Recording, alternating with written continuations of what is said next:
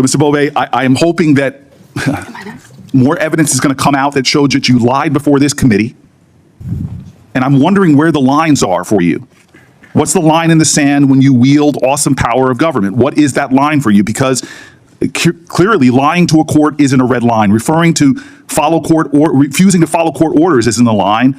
Doxing judges and government officials isn't a red line. Intimidating attorneys you supervise into doing things they believe is unethical is not a line. So what's your red line? I really wonder. What could the president ask you to do that you wouldn't do? What wouldn't you do to win?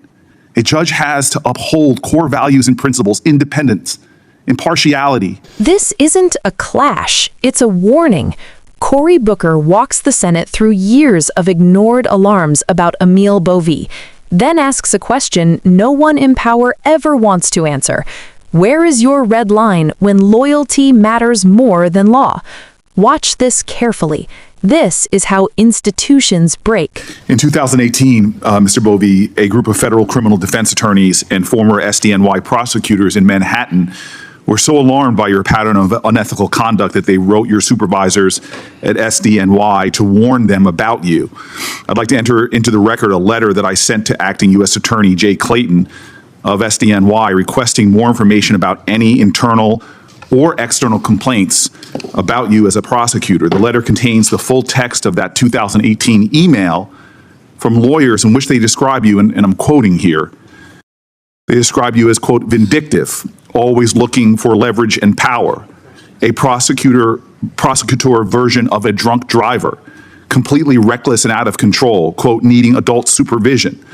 One attorney said that you, whatever due justice is supposed to mean, it doesn't apply to Bove. A former federal prosecutor who later litigated against you said, what Mr. Bove enjoyed most as a prosecutor was wielding power, a quality they described as the single worst possible trait for a public servant. Now, I read these because they're important, that these complaints are not an attempt to derail your nomination. This is from 2018. Person after person, these complaints come from attorneys who practiced in federal court, some former federal prosecutors, warning a U.S. attorney's office that one of their prosecutors was, quote, a real recurring problem, and that you were not representing the office in a way that they thought the office would want it represented. Your conduct was so beyond the pale back in 2018 that they wrote your supervisors to say you were a liability for the office. I think this is important because it shows a pattern of behavior.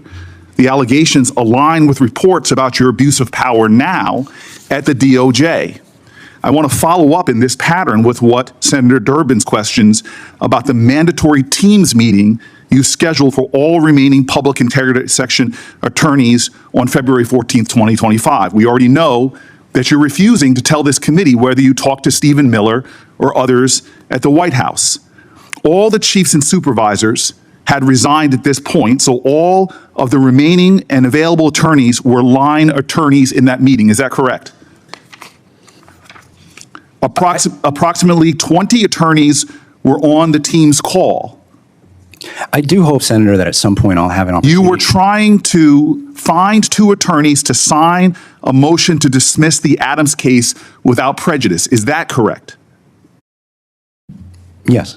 During the meeting, you told attorneys that it is their job to implement the president's agenda and that they have to follow orders from the president and that there's no room for dissent in the chain of command. Is that correct?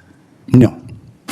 You told them that they had 1 hour to find 2 attorneys to sign the motion. They weren't allowed to ask questions. Is that correct? No.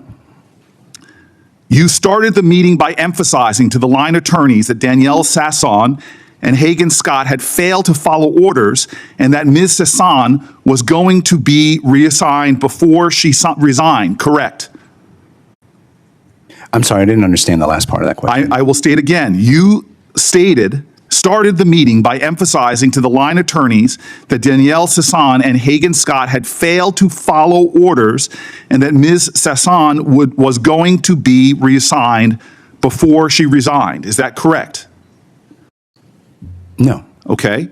You also told them that whoever signed the motion would, quote, emerge as the new leaders end quote, of the public integrity section for doing so, correct?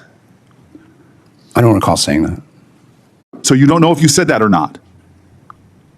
I don't recall saying that. Edward Sullivan volunteered to sign the motion. As promised, Sullivan was promoted to acting chief of the public integrity section for dismissing that case. Is that correct? No.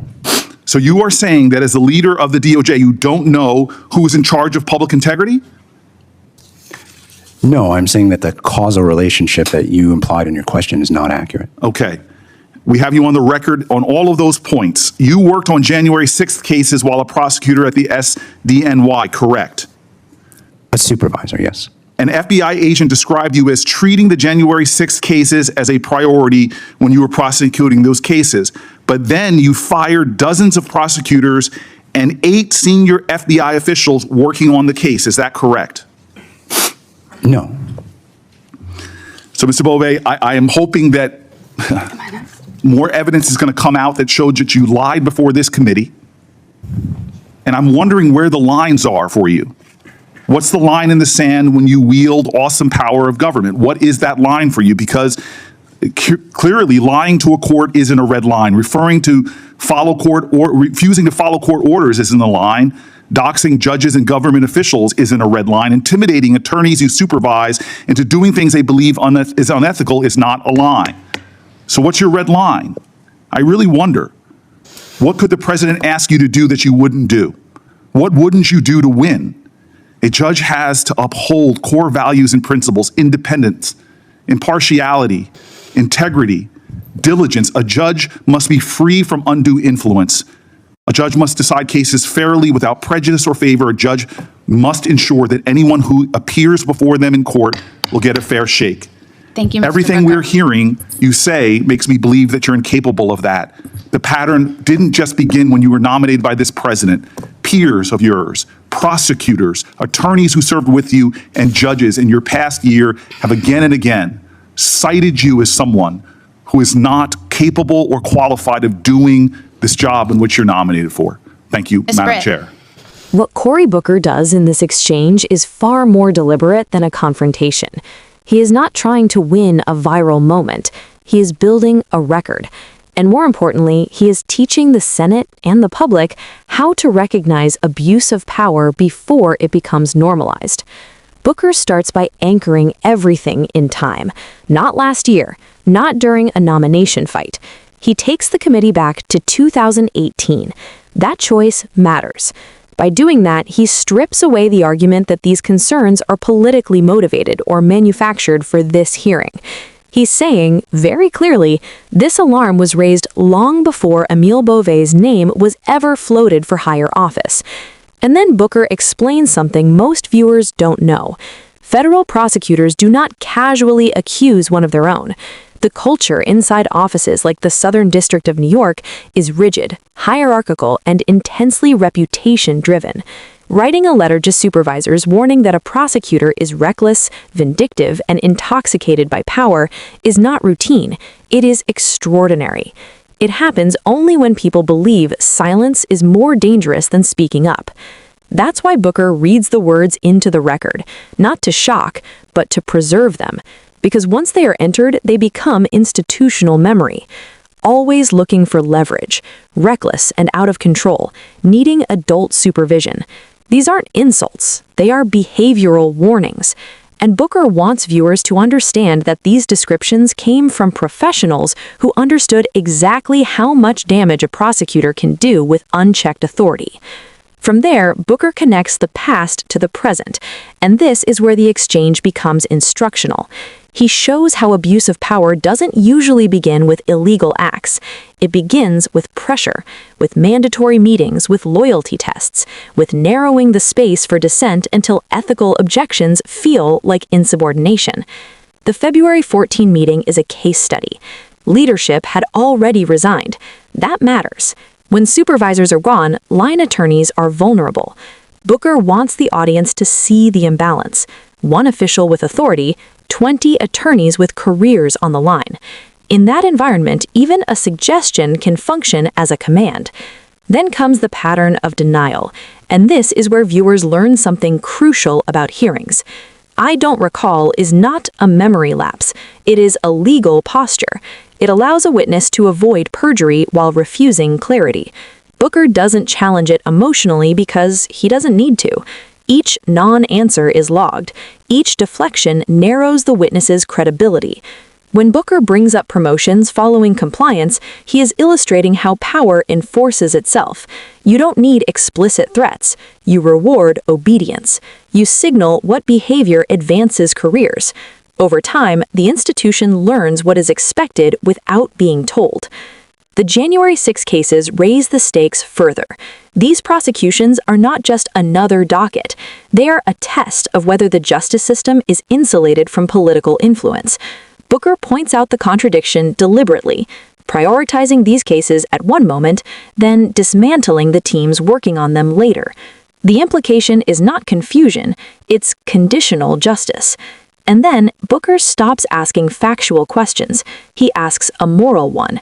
Where is your red line?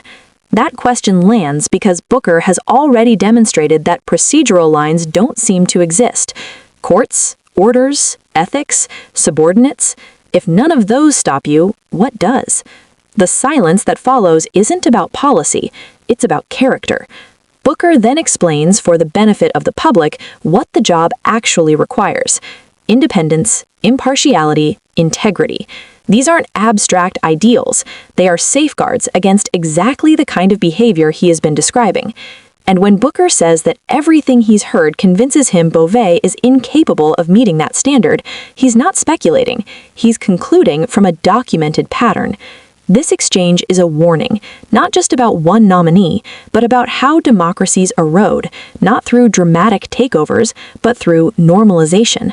Through people convincing themselves that loyalty is professionalism, that silence is neutrality, and that power without restraint is strength. Booker's message is simple and unsettling. When warnings are ignored long enough, they become headlines. And by then, it's usually too late. Should past warnings from peers and professionals carry more weight than assurances given during confirmation hearings? Where should the red line be for officials who wield this much power? Share your thoughts.